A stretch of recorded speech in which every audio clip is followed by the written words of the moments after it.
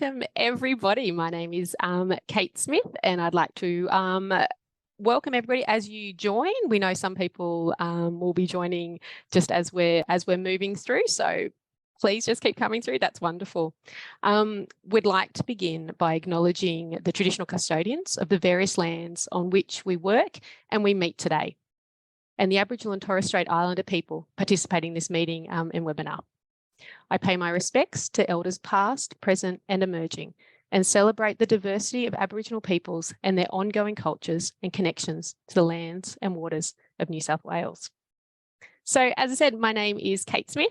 I am very proud to be able to welcome people today to our Circle of Supports webinar. We are running this today from our core offices at Civic, so that's lovely, and I am the Chief Operating Officer. So I'd like to thank everyone today that has come for this month's Circle of Supports. And what we're going to look at today is we're going to explore program of supports. So these Circle of Supports webinars were started to really have a look at providing just up-to-date information sessions for participants, parents, families and support coordinators, and to cover a wide range of industry-related topics. So we know that out there's lots of great training that can happen and lots of different information. And I think for us, one of the big things was around sharing those things that we might have been, umming and ahhing about, or going, oh, this is a bit new, we don't know, and just reaching out to people to also engage, with the communities in which we work, to really share that information so that we keep learning together as well. So that is why. And what we really like to do is make sure that, as we said, we're doing that with people in our industry that are extremely knowledgeable and extremely at the forefront of that information.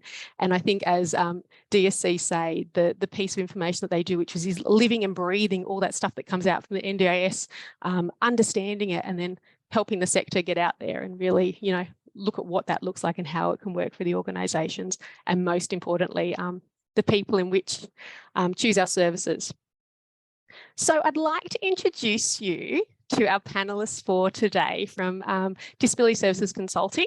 We have Rob Woolley and we have Rebecca. Hello, and thank you for joining us.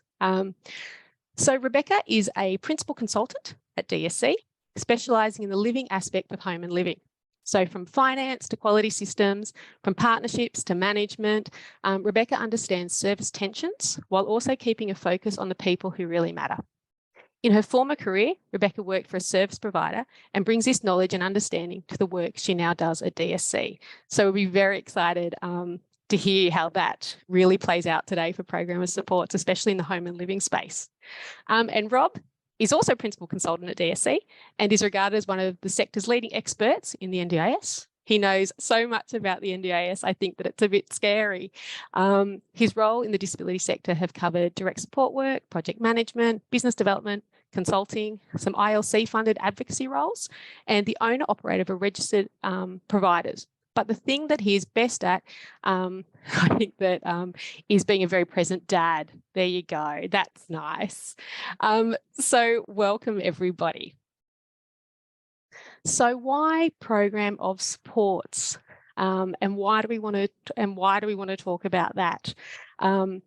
It's an interesting one. I think it's a bit of the thing at the moment. There's a bit of confusion around what is it not? Do we have to do it? Do we not have to do it? Some people are doing it, some people aren't. So that's why we thought, because there's just a bit of a we don't know, we thought it'd be a really great opportunity to go through that today. So it has been a bit of a mystery, as we said, with some providers that we know implementing, some others haven't. And so what we're really keen today is to take on some of those pros and the cons, listen to what the benefits could look like, what it can look like in practice. And then we also have some questions that have been pre-submitted from the audience, and we'll make time for those as well. And so what we'd like to do is, as we run through, please everybody, there's the chat function.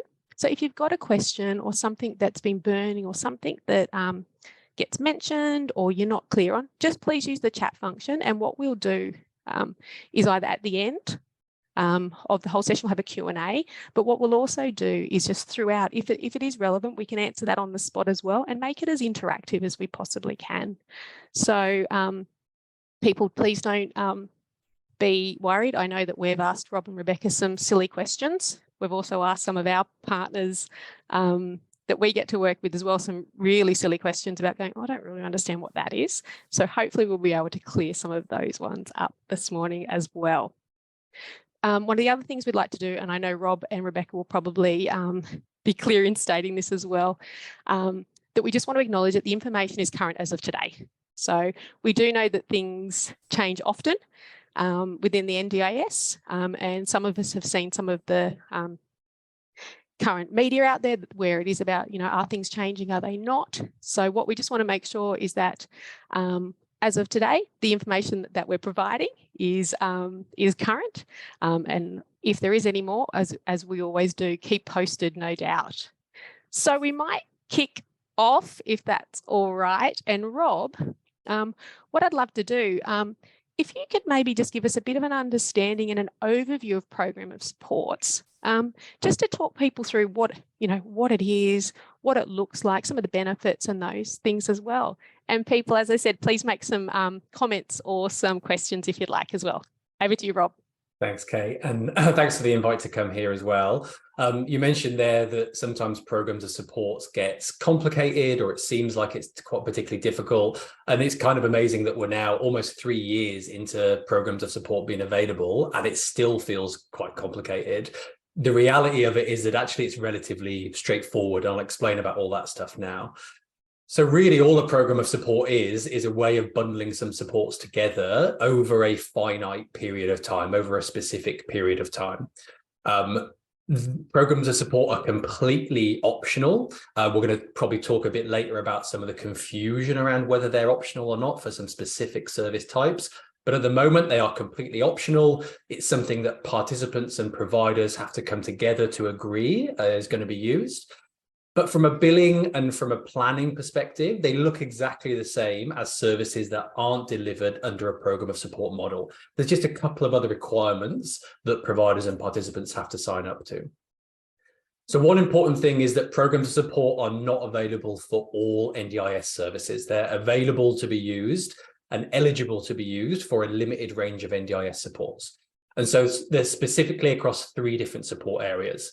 So one is group services under assistance with social, economic and community participation in core.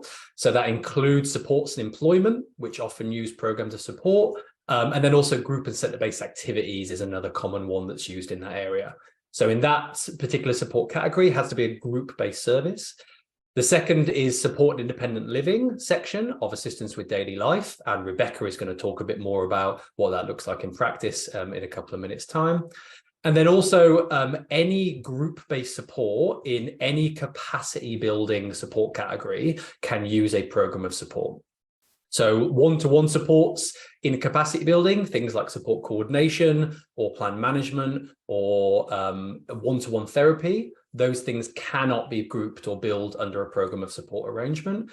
But if someone is accessing some group services through finding and keeping a job or improved daily living or improved health and well-being or something like that, so group therapy services, those can be bundled together under a program of support arrangement as well. So it's really primarily aimed at group services or services that can be delivered as a group. And the main benefit of a program of support arrangement is that the provider can bill whether the person attends or not. So that's one of the main things that attracts providers to a program of support arrangement. So essentially, if a participant signs up to a program of support and they cannot attend or they choose not to attend, the provider still has the ability to bill as if the person attended. So from a billing perspective, it doesn't get billed as a short notice cancellation. It will be billed as if the person was there.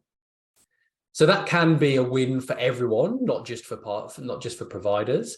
So it's good for providers because if a person agrees to come to a service or access a service, if they don't come, then the provider doesn't miss out on some revenue. It can be good for participants as well because it gives that stability that, yes, that service is going to be there when I come back from my leave or my absence or my illness or whatever it might be. And from another perspective for participants, it means for group services, there's no juggling ratios around. If someone isn't there, all the other people in the group have the ability to pay the same ratio or the same apportioning, rather than if someone drops out or someone doesn't attend, the provider then kind of madly running around trying to take it from a 1 to 3 to a 1 to 2 and all of that rigmarole that comes with that admin. So there are some good parts about programs of support. There are also some fairly obvious drawbacks as well. And one of the main risks is that the person's NDIS plan may run out quicker or maybe get used quicker if the provider is delivering a program of support model and is billing for every time the person doesn't attend. So really important is that the program of support approach gives the provider the ability to bill whether the person attends or not. It doesn't mean the provider has to. So it's still always going to be a business decision or a relationship decision or a service decision if the provider is going to bill or not, if the person doesn't attend when they're under a program of support model. So there's those good parts for providers and participants, but there's no such thing as a free lunch anywhere in life. And so there are additional requirements that providers and participants have to sign up to and agree to for all services that are delivered under a program of support model. So some of these aren't particularly laborious. Some of them are a bit more complex. So the first one is that the program of support can be no longer than 12 weeks. So that means that a provider cannot run a program of support that runs 15 weeks, 20 weeks, 40 weeks, 50 weeks. 12 weeks is the cap, is the maximum amount of time a program of support can run. That doesn't mean that a program of support can't go one after the other, after the other, after the other. It's completely fine in the pricing arrangements to stack up programs of support like that. But every individual program of support has to be no more than 12 weeks. There's also no minimum time either. So I know providers that run programs of support running 2, 3, 4 days for kind of activity away, weekends away and things like that. Some organizations that run things like school holiday programs can run a 1-week program of support. That's completely fine. There's no minimum, but the maximum is 12 weeks. The other requirement for a program of support is that every program of support has to have a notice period or an exit period. So that's basically where the participant can say, I don't want to be part of this program of support anymore. I'm giving you my notice period. And from the end of that notice period, the person isn't part of that and the part of the program of support, and the provider can no longer bill. So the maximum amount that notice period can be is 2 weeks, but that's to be negotiated between the provider and the participant. So really, when we talk about that assurance that the provider can bill whether the person attends or not, it's really only that 2-week assurance. Because if a person, let's say a participant, signs up to an 8-week program of support and they come to weeks 1, 2, and 3, and then at the end of week 3, they decide, actually, this isn't for me, it's not what I thought it was going to be, or I want to spend my funds in another way, or whatever it might be, that person can give the notice period, let's say it's 2 weeks, and the provider can bill for weeks 4 and 5. But weeks 6, 7, and 8, the person is no longer part of that program of support and they cannot bill. So it's a bit more assurance, but it's not complete assurance over the whole 12 weeks. The other requirement for program of support is that every program of support has to have an agreed outcome. So something that every participant in the program is working towards. This sits at a program level, not at an individual participant level. And the big requirement is that every program of support requires a program of support agreement. So that's a separate agreement, additional to any service agreements or schedules of support. And that program of support agreement has to outline all of those things that were just talked about. So the length of the program of support, the notice period, the agreed outcome, all of those things. And that has to be a new program of support agreement for every program of support. So if an organization has 12 weeks, 12 weeks, 12 weeks, 12 weeks, they have to have 4 program of support agreements over that period. There can't be a kind of a catch-all 12-month program of support agreement that covers every program that might be run in that time.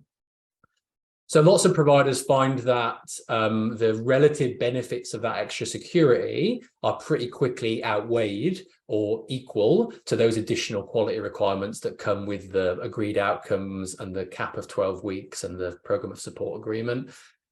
The good thing is, from a provider and a participant perspective, is that there's no new support items to learn. So no new support categories to learn, no new parts of the price guide, no new parts of the plan. From a billing and planning perspective, your program of support services look exactly the same as non-program of support services. And that means that all of those things that you deliver not as a program of support, so it might be face-to-face, it might be non-face-to-face, it might be centre capital costs, all of those things can also be included in a program of support as well. So that simplicity is a good thing, but importantly, it's not a golden ticket. So where lots of providers might look at programs of support as saying, oh, fantastic, all of our financial problems and rostering problems are done. That isn't the case. Like I said, most providers find that those additional quality requirements are significant and they're about equal with the benefit of what they get from that security of a program of support.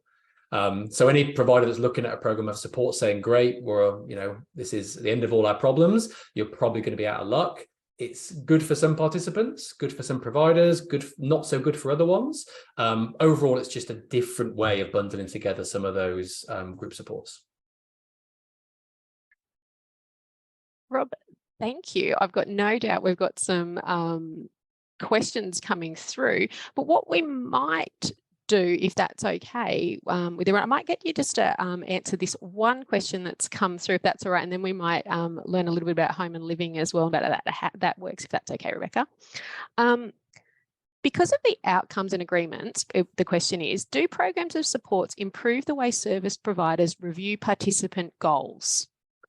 In theory, it really should. So I don't think there's anything that's bad or negative about providers looking more critically at how the services they deliver contribute to goals, contribute to outcomes, contribute to the kind of things participants are looking towards. Yep. But I think the important thing is that it's still going to be based on the individual provider. There are providers out there who will try and get all the benefits of a program of support arrangement and try and go through the motions with the agreed outcomes and the program of support agreements. If there are other providers out there who look at programs of support as a way of saying, this is a fantastic opportunity to review more often, to consult with participants more often, to make sure that everything we deliver is in line with those outcomes and those achievements and supporting people. So in theory, it absolutely should. In practice, it's still very much dependent on how the provider and the participant actually work that. But broadly, the opportunity to sit down with participants every 12 weeks or 10 weeks or however long the program of support is, and sit down and say, is this meeting your needs? Do you want something else? Can we deliver it a different way? Is broadly a good thing, in my opinion. Absolutely. And I'm sure we might have a bit more of a discussion around that just after we hear. So we're going to move to Rebecca now. And Rebecca's going to tell us a little bit more about how this works in the home and living space. So we've heard a little bit more about the group-based programs, which I must admit, I know for Civic, it's very much, that's been our focus. We actually didn't and haven't looked at it in the home and living space. So I think a lot of people are very interested to see how it can be applied across so many different supports that we are providing. So Rebecca, over to you. I'd love to hear about, yes, home and living and program supports. So programs of support very much built for group-based programs. They work in that space.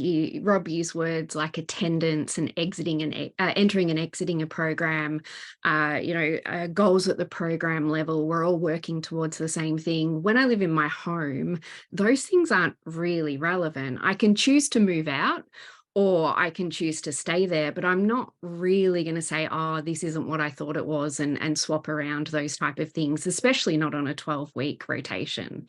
So it becomes a little bit more complex when it goes across to home and living.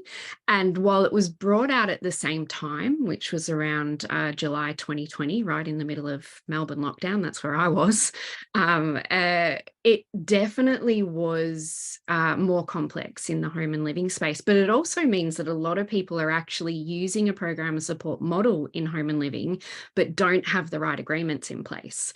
So because it's less known, as you said, people have said, oh, we've used it over here because it makes sense, but I'm not sure how it applies to home and living. So if we go back to what happened in July 2020 in the home and living space, we removed that entitlement for providers to claim the home and living supports. We went from a weekly line item to an hourly line item. And at that time, we also said, you now need to have evidence down to the ratio level that each person got the support they required in their home. So we're no longer going to cross-subsidise this person with that person, which was definitely something that was happening in the block-funded model, and definitely something that was still able to happen when we weren't measuring to that level in the previous model. So one of the ways that I found it really easy to explain the difference of a program of support and a schedule of support, if a schedule of support is permission to reserve funds in your name, or to make a service booking, or to let a plan manager know that, hey, that's ours, we've got our 300,000, then a program of support agreement is an agreement with a person around how you'll draw down on that funding and what you need to do to draw down on that funding. So as someone that's done far too many sleepovers and shifts at the house level, it's really difficult for me to tell you how I spent my time and who got value for money based on the contribution that they're providing. So if we were to have to measure down to the ratio level how much someone should pay for that shift or that day, it can get incredibly difficult. Sometimes it will happen if people aren't working under a program of support model. If you've got people with very high proportions of one-to-one funding, then potential or ratios in that SIL level, maybe a program of support really isn't that necessary, because they know they're getting their value because that person's next to them all times, because they're getting that one-to-one support. The big difference in SIL probably from group-based supports is we will potentially have a lot of one-to-one ratios within the roster of care. They're not excluded. So you don't need to apply the program support just to the ratios and not to the one-to-ones. It's across the whole SIL program anytime you're using that SIL line item. So you don't really need to worry about it. It's based on the item, not necessarily based on the ratio that's being used for the day. So in SIL, you can have a program of support or not have it. The other thing to really think about is the fact that there's a lot of flexibility in as a person. Sometimes I want to go out and sometimes I want to stay home. And I really don't want a person being able to follow me around with a clipboard deciding whether I got my fair 10 minutes out of every 30 to be able to charge for that. So the program of support agreement is an agreement that the person can make with the provider that they're not going to do that. They're not going to measure to the ratio level, that the person has made it very, very clear about what they think value for money is at the house level, that what they expect to receive. And as long as they're receiving that, the provider can claim the same amount every week, even if I decide to have a night at mum's or not. So as I said before, sometimes SIL providers are actually functioning under this program of support model without having the proper agreements in place. So if you are charging the same amount every week in SIL or close to, plus you're a regular support, then you are actually functioning under a program of support, because you're not making sure that you remove charges every time I didn't get my fair 10 minutes out of 30 for a 1-to-3 ratio. So something to consider for those that haven't gone there is, are we doing this without the right compliance in place? And what we've found is that a lot of SIL providers will think that they're okay until they get a provider assurance audit, asked for the evidence, and don't necessarily have it, and also don't have that program of support agreement in place. So it's a little bit different, but definitely still applicable in that space if you're not collecting the evidence down to that level.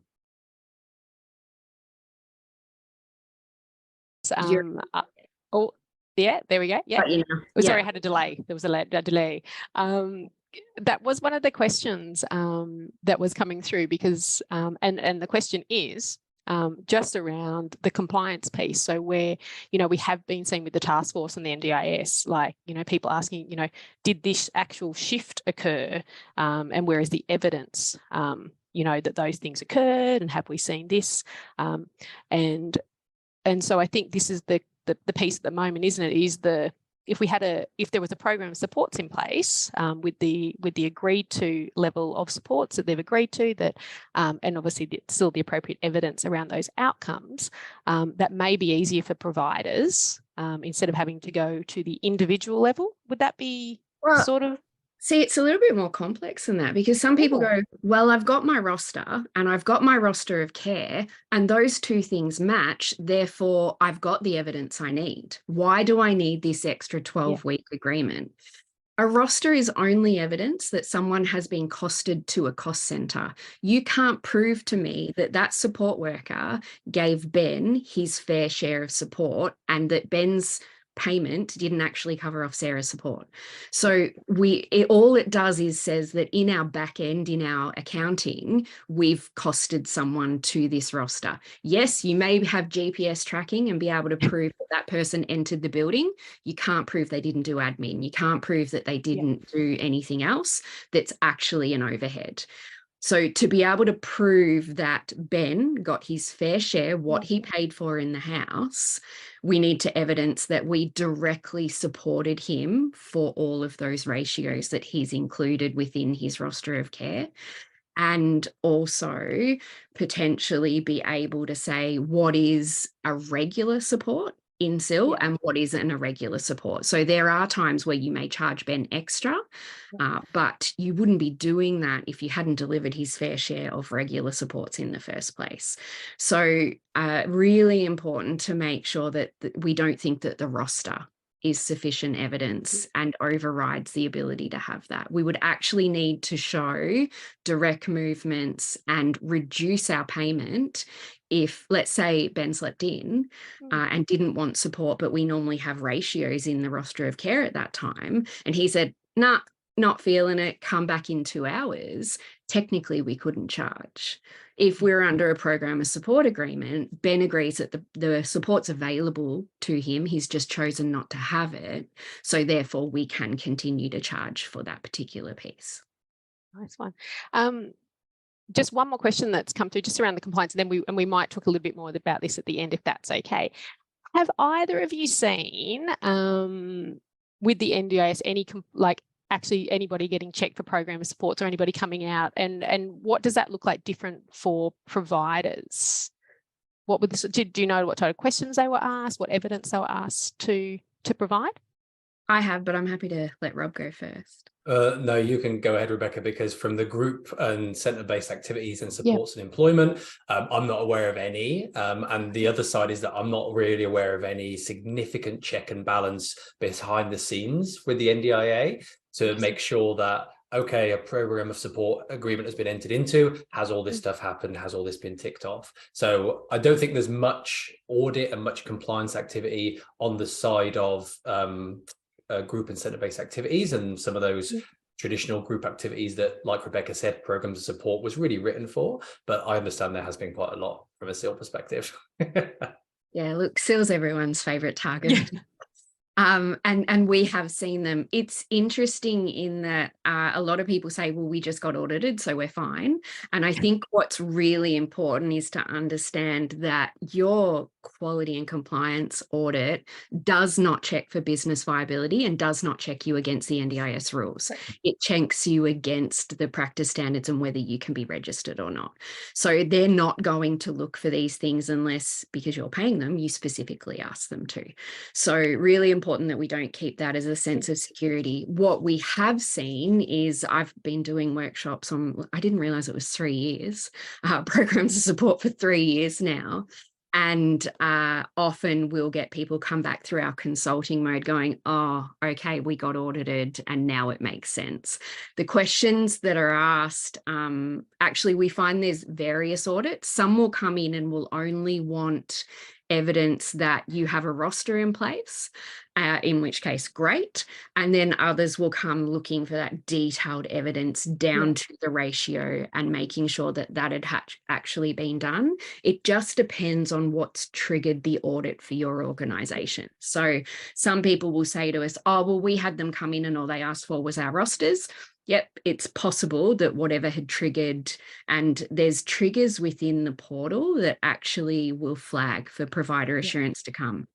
So some providers have been audited 10 times and some never received an audit, and we're not entirely sure why that happens, but we know that They don't specifically ask for a program of support. Yeah. They'll send you a list of dates and claims and say, can you please provide us evidence that you provided the accurate support across these claims? And in that case, that's when you'd need to either say, here's my direct evidence down to the ratio, or you'd be able to say, actually, we've got a program of support agreement in place, and this actually negates the need to do that. But they'll never actually come in and say, show us your program of support agreements, because as Rob said, it's actually optional to have them. Yeah. The other thing I'll just say quickly on that is that when we think about, sometimes it's important to kind of define our terms. So when we talk about audits, when you're talking about, those audits that are done by the NDIS Commission, exactly what Rebecca said, they assess you against the practice standards, and that's it. And some of those auditors have lots of experience in disability support provision. Others have less experience in disability support provision.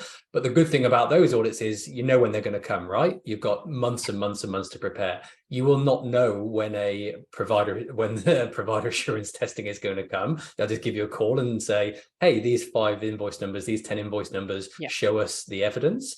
And so it's doubly important that providers make sure that if you are looking at a program of support model, you are making sure that all of that stuff is in place, that all of the compliance is in place, particularly given that the information from the agency has been so unclear and so confused.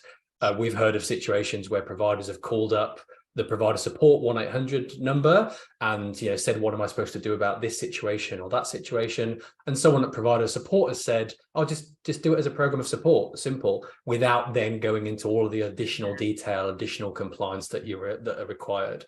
So it's really the onus is on the provider to make sure that if you're going to dip your toe in this, if you're going to start doing this, you have everything ticked off from the back end, from a compliance perspective, as well as a transparency for participants perspective.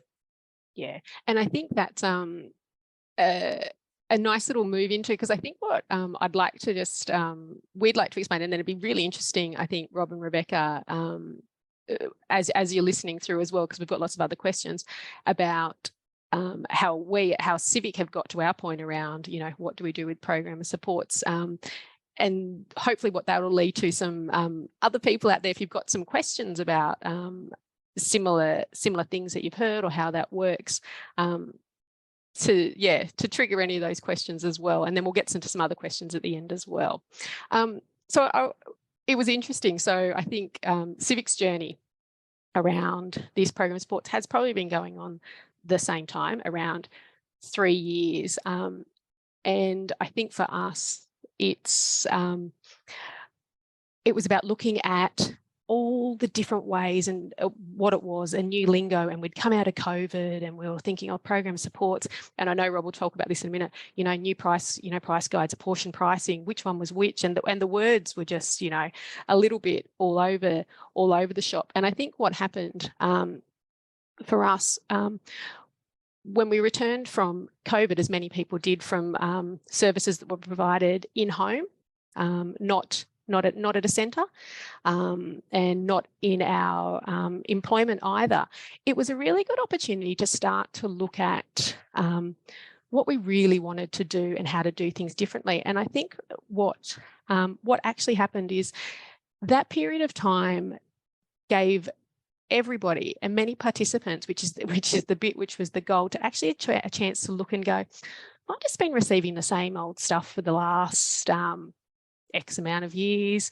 Have I really, it was actually quite good when I was doing some online stuff and I had some different ways of working and I had some different staff. And we actually got to look at it, to pause a little bit, although it was rather fast. But what those expectations were, and I know our expectations change as an organisation. And I think one of the things that it's really important to notice that things don't, as we all know, things don't happen overnight. And so we took the slow route. We've spoken to some of our partner organisations that we work with. They've gone, well, we did it straight. We went to it straight away. 2020, we're in. We moved everything over. But what we did was that we went into a bit of a deep dive. So we started to really look at our supported employment especially in our cafes, warehousing, and some of the cruise models that we work with employment out and about, to look at what did what were those groups really trying to achieve? What were as you said, what are the outcomes? What extra resources did we really need? Were we getting the right evidence? Were we, really communicating enough with families? And I think what we realised on both sides is that we could do it differently, and we could co-design this so much better if we could do it, if we really took the time to slow down and think about what that looks like. And so what we decided to do is that we decided to wait to implement until June 2023. So we have no program of supports currently. What we do have, though, and we will talk about it a bit, is obviously move to the portion pricing and different non-face-to-face and different line items in our out in our warehouse and in our crew models. But we also made that decision because we wanted to streamline our CRM implementation as well. So, and I think that's probably what a lot of people are doing as well. I think our capacity as organisations to deliver the best support, so we've got the right information, so that if we do, the NDIS do come knocking, we've got the right information. We want to make sure that our systems and our processes are there as well. So, and the reason that we did that is one of our big things is if we can get the right systems in to reduce some of the administrative burden, so that the time can actually go back, which is the idea, to, as we said, the programs, to supporting people in the best way that we possibly can. So we're not worried about constantly, have we got the right piece of information in there? Have we got all the right evidence? Have we got all of those things? Because at the same time, what we did happen to lots of orgs, and we, one of them, we've had quite a few pieces from the NDIS, the task force, which has been great, asking about, did this shift occur? When did this one occur? And what we found is that we were like, yeah, we've got evidence. We've got, as to your point, Rebecca, we've got rosters that align, we've got shift notes, and we've got all of those things. But what it took was a huge administrative burden to go and find all of that information and, put everyone back on alert. And what it did was our focus, as it does, goes to this compliance piece constantly. Oh no, the NDIA are asking for this. We've got it, we've got to do this, which is absolutely fair.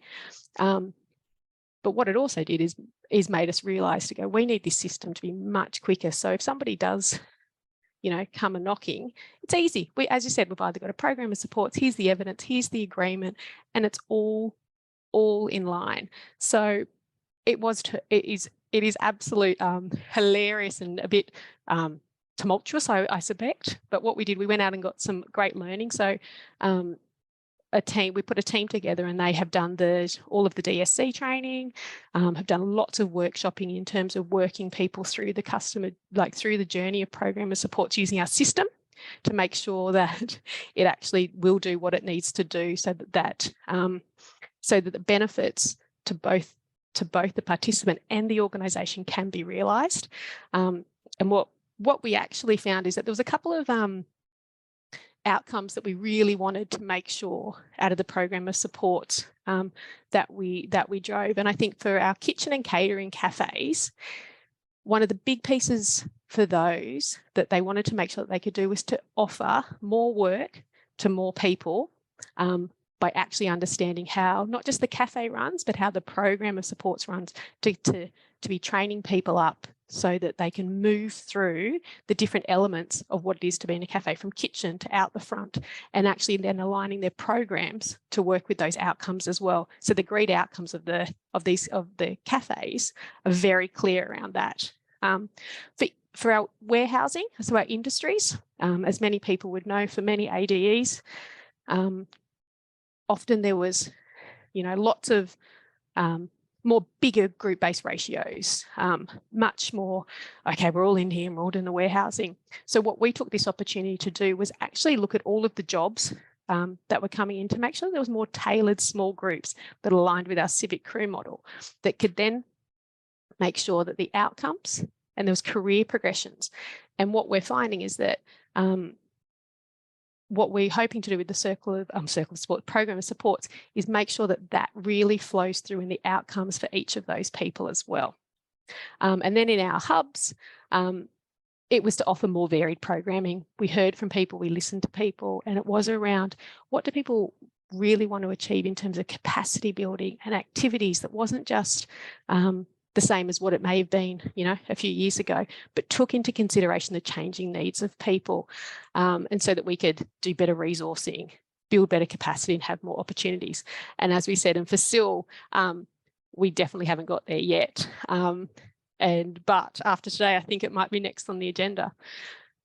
I think though, for one thing that we haven't done is we're doing a bit of a phased approach. So we're trying to make sure that, as I said, within this co-design space, we're working with people now to go, look, we don't have all the answers. So, and to go, and how do we actually work with participants? Because that's one of the things that we often find is that, sometimes you are meant to be the oracle as a provider as well of all things.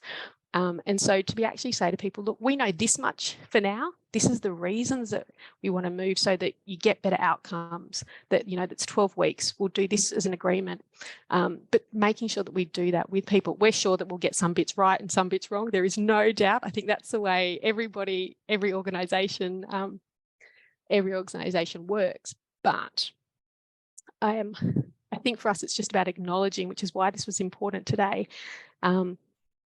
that the more that we can share what things have worked for people, I think what hasn't worked, how to get the expertise, especially from both of you, why it actually, for different orgs and for different parts of the business that we're running, for participants, it might, it actually might just be the right outcome. So our journey has been a little bit, planned, but yes, a little bit. Oh, we're like, what's next? Wait, what's next? What date do we have to do it by? Does everybody have to go? A little bit like that. So, which leads me to my question. And I think we might just get it out of the way just to start with. Rob, if you want to answer it, can we just clear up apportion pricing, the new pricing arrangements? They are different. Program supports, and these are not the same. Because or can you enlighten everybody? 100% correct. So one of the biggest misconceptions over the last 3 years has been that a program of support model and the move to the new pricing model for group supports out of core are one and the same thing. And I don't blame any providers for getting mixed up with that, because the NDIA has botched the communications of it completely. It's been, I've seen the NDIA, official communications from the NDIA mixing those two things up and saying that programs of support are mandatory when they're not. And so 100% programs of support can be delivered right now. You can deliver, if you're delivering group and center-based activities, you can use a program of support now in the transitional pricing using ratios. And you can use a program of support when you move over to the apportion pricing as well. It's completely optional. They are two separate things. Lots of organizations choose to consider them in partnership, let's say it like that. They don't necessarily go hand in hand, but you could be doing, we're looking at a program of support at the same time as you're looking at the apportion pricing model. But exactly right, they are completely separate and completely distinct. Thank you. And on do you think that with that there may be different or an announcement around any changes that might happen to program and supports, just noting that there has been a bit of an extension, or there may be. Yeah. And do we think, just from both of your experience, deep diving, is there enough noise out in the sector at the moment to get some, so that NDIA might actually come out with a bit more information around program supports? And I think, especially Rebecca, as you were saying too, that it's not your service agreement, but then the agreements need to be there, and that they will, and the NDIA have the right to check that is there as well. So, any thoughts on that? So I strongly suspect that we will see a tweak to the program of support rules in the coming May, probably even before the July price guide update, I suspect. What the details of that will look like, we're not really sure. And part of that is because we don't have a clear idea about what the NDIA wants from programs of support. There's been no real clear direction or strategy or approach from the agency to say, this is the role that we want programs of support to play in service design, contemporary practice, service delivery, all of those things. It's also important, I think, to say that in the early days of programs of support, there are a couple of little tweaks. So like Rebecca said, it was really designed for those traditional group and centre-based activities. SIL was added in as a bit of an afterthought a couple of months later. And then another month or two after that, there was an exemption included around early childhood intervention support providers, specifically delivering under 0118 registration group. So they've tweaked it as they've gone. But I also, again, I feel like I've hammered the agency in this last 45 minutes, but I'll keep doing it. When the original extension of the move to the apportioned pricing model came out, there was a commitment from the NDIA to do a pretty thorough evaluation of programs of support to work out, is it working? What needs to be tweaked? What's working well for participants? What's working not so well? Same for providers. And to produce that and to produce some additional guidance for participants and providers to get their head around what program of support actually means. We haven't seen that. There's been no sign of it. The mention of it has been deleted off the NDIA website. But I think that there's still shock horror. I think the appetite is still out there for more guidance on what does a program of support look like for me as a participant? What does it look like for our back-end systems as a provider? What does it look like in our planning for where our organization is going? So I hope there's going to be more guidance and resources. And hopefully that comes out soon. But I still think it's a bit of an unknown, even from the agency as well. Yeah, agreed. And I think one of the sort of the questions or some of the feedback, I should say, as a provider that we often get is that support coordinators are then asked, sometimes to say, oh, this 12-week program, and because there is a lack of, there may be a lack of information, and people are now, and then they're getting confused with apportion pricing, what's centre-based, what's non-face-to-face, can you claim that some of the agreements are actually, can be a little bit slow coming through because people aren't as clear as they'd like to be, just to deliver the services that somebody actually wants. And so would there be any advice for questions that perhaps participants, but also support coordinators acting on behalf of participants that could ask providers to make that a little bit easier so that, things can move through quicker? So certainly it's up to providers to make it really clear where it is a program of support model, and that the onus is on providers there. I think part of the problem is I'm not sure it's necessarily going to move through quicker because there is so much confusion. And part of that is that from a planning perspective, when a participant goes and sits with a planner or an LAC, and the planner and LAC doesn't really have any opinion about whether it's a program of support approach or not, at least in group and centre-based activities and supports and employment. It may well be different from a SIL planning perspective, but there isn't an enormous amount of detail by planners. And so it's on the onus is on providers to explain clearly what their services are and aren't, but that's the same for every other non-POS service as well. So really, I think the more detail that providers can produce, the more detail in a format that the person is likely to understand as per the practice standard is a benefit. So don't just throw together your program of support agreements, put together a frequently asked questions, put together a video explainer, put together an easy read on what this means, put together some scenarios for what's going to happen to your plan, what will actually be billed if all of these are billed, explain the notice terms and exit terms in a couple of examples and a couple of scenarios. All of those are easy, simple things that providers can do. Yeah, no, absolutely. We've got a couple of questions, if that's okay. I might just read them out, and if Rob or Rebecca, if you have a comment, that would be great. Have you seen through other providers if there's any difference actually in the billing when using program of supports, and just a little example of what that might look like or not? So I'll talk a bit from a kind of group services perspective. Yeah. Absolutely no difference in billing. Same hourly rate, same item supports to use, same part of the portal to use. From a group and centre-based activities perspective, it looks exactly the same in the portal and from billing as it would if it was a non-program of support services. From the home and living perspective, I think the main difference in relation to billing comes back to entitlement. So there hasn't been the same, well, there's plenty of confusion, but there hasn't been the same confusion as in group-based services. Because when we transitioned to the new line items, they ripped off the Band-Aid. There was no time frame to do that. It was yesterday you did weekly and today you now do hourly. Have at it. So our program of support agreement stuff has been in place for 3 years as a requirement with no changes. What changed at that point was the entitlement to claim regardless of what you did.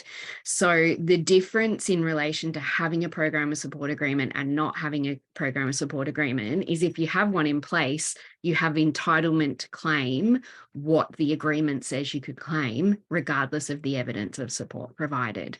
So I think that that's a really helpful distinction as groups maybe get a little bit further into it around and coming to Annie's question, do you still need to charge someone that's refusing care but that's signed the program of support agreement? You would still charge because they had acknowledged that it was available but they chose not to take it. And within a program of support agreement, the reason why they're tied to group-based services is that you have decided with your NDIS money that it will stretch further if you share support, if you both tap into the same support worker. So by getting the benefit of stretching your NDIS money further, you agree that it will impact the other people if you choose to remove that choice to be there. So that they don't have to continue to pay more money because of your choices, and so that that provider can still continue to provide the same service, you're under an obligation to pay unless you choose to exit that program of support agreement and with notice. So there is an obligation there in saying, I'm getting a benefit of maximizing my funding by sharing support. And I acknowledge that that will actually make it more difficult for viability from the provider perspective. So we're going to both agree to the provider have an entitlement to claim regardless of my short notice changes. And just with those ones as well. So we've talked about, have you also seen that, I know one of the questions that was coming up was around, so people are signing still 12-month perhaps service agreements with an organisation, which is in line perhaps with their plan, if that's 12 months or what that looks like. And then as an addition to that, it would be a program of support agreement, which would have the terms and conditions around what the person is agreeing to with the, and I think bit to Nicole King's point here, that agreement is where we have, and I think Robert was you, the bigger goal or the bigger outcome around what the program of supports is and what that would achieve over the 12 weeks. Whereas then people would still have individual goals under that, which are at a participant and a provider level around what, different things that they're achieving. But in the program of support agreement, it's the larger rolled up sort of outcome of the program. Is that, it's not the specifics for the individual? So absolutely. So those agreed outcomes sit at a program level. And so they can be as specific or as general as the participant and the provider agree. There is no guidance from the NDIA about a particular template or a particular look of what those outcomes or those goals need to look like. To me, it makes sense that there is some kind of connection between a person's individual goals, whether they're in their NDIS plan or not, and then the outcomes that the program of support is looking to achieve. But also don't forget that those are intended outcomes of the program of support. There's no obligation to meet them. Doesn't mean that the provider and the participant have failed in their duties if those outcomes aren't met. There's an acceptance, like all NDIS supports, that we are working towards those things, that it's a journey and that there is some progress. So providers can find their own kind of happy place in their groove of where those outcomes are specific enough that they mean something, but also general enough that people can choose to hook into them and bring their own goals and their own outcomes and their own intentions to that program as well. One of the things the agency has said in a couple of different places about programs of support is that, kind of similar to what Rebecca says, there is an inherent element of a supportive group environment. So the idea that it's not just a load of random people thrown together and you're doing a program of support for your own billing ease, that there has to be some kind of contribution and cohesion with the group, that we're broadly all pulling in the same direction or broadly all trying to achieve the same thing. And part of that trade-off of trading away the person's short notice cancellation rights is that you are part of the group. You get something from the group, but you give something to the group as well. The group as well. Cool. And I note that we have only a few minutes left, but there is one little piece that keeps coming up as well, just around people that may have some one-on-one elements of their day, and can that be somehow included in the program of supports for people as well? And there may not be a quick answer, but I think it's always been, oh no, if you've got one-on-one, you can't possibly be in a program of support. So is there a little bit of an answer, maybe Rebecca or Rob, that could assist with that? I've got one, unless you. Oh, gold. No? Okay. Look, when we put together a person and I'll talk specifically from home and living, and Rob will kind of jump in at the end. When we put together a typical week for a person and we have an agreement about the supports that would be available, part of that will be that I will have some one-on-one ratios. That's naturally what's going to happen.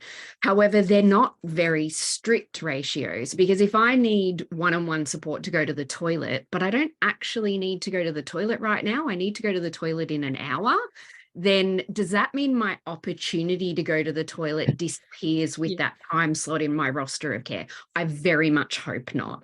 But if we were having to work under an actual spend or evidence type arrangement, then I would have to go and check every time I use that one-to-one and charge appropriately for that. And maybe I go to the toilet more times than we estimated. What does that mean for my funding for that week? So one-to-one support under the program of support model isn't necessarily saying that you can't have access to that one-to-one support, or you can have access to it. It's saying that we have set up this agreed schedule, and regardless of what happens on either side, as long as the support was available to you, then you can bill for what's happening there. You don't need to worry about whether it was one-to-one or not. So it's tied to the line item, not specifically to the ratio. But if you are a person in SIL that only ever gets one-to-one support in your roster of care, then it's very hard to prove that half of that support went across to overheads and things like that. So obviously in that case, you wouldn't necessarily need one. But it may also mean that I want to, like I said, sleep in and not have access to that, but those staff are still available to me in case. So it may still be applicable. Perfect. And Rob, did you want to add anything to that before I pull it all together? Yeah, very briefly, it's a bit grayer in traditional group incentive-based activities and supports and employment. So the NDIA has said that one-to-one supports, kind of specifically separate one-to-one supports, should not be included in a program of support, but haven't been particularly clear about how that works in practice. But then also how the kind of flow and fluidity of group supports and one-to-one supports in other core supports and group incentive-based activities works. So at the moment, the advice from the agency is that any one-to-one supports for those services would need to be billed separately. But I think that's one of the things that they will iron out in the upcoming guidance. Amazing. Thank you so much, everybody, especially Rob and Rebecca, for your expertise and just your openness to share and answer those questions that I'm sure that you have heard lots of times, and that most people out in the other sector are all asking each other as well, and getting wrong and getting right and all the rest of it. What I would like to say is that I think today's been really, really informative. A real opportunity, even just to start some of those conversations, if people haven't already had them or they want to ask a few more questions. And I know that Rob and Rebecca, people can reach out to DSC, who've got some great training, ask some questions. And I know also that not just Civic, but other people in the chat as well are more than happy to keep those communications open to sort of go, how did you do that? Did it work? How did you navigate this question? And as always, you know, we're completely open to that. And the Zoom will be, and the Zoom will be available to all participants. We'll obviously just do whatever you have to do to make them go into a little thing that you can all watch, and it'll go out there for people as well. I'd like to thank everybody for their time, for their interaction, for the questions that kept coming through, for Tracy for doing the back end of making sure that this worked. And to Rob and Rebecca, have a lovely day. And no doubt we will see you soon when whatever comes out from the NDIA next. Who knows? Thanks, Kate. Thank you very much. Goodbye, everybody, and thank you.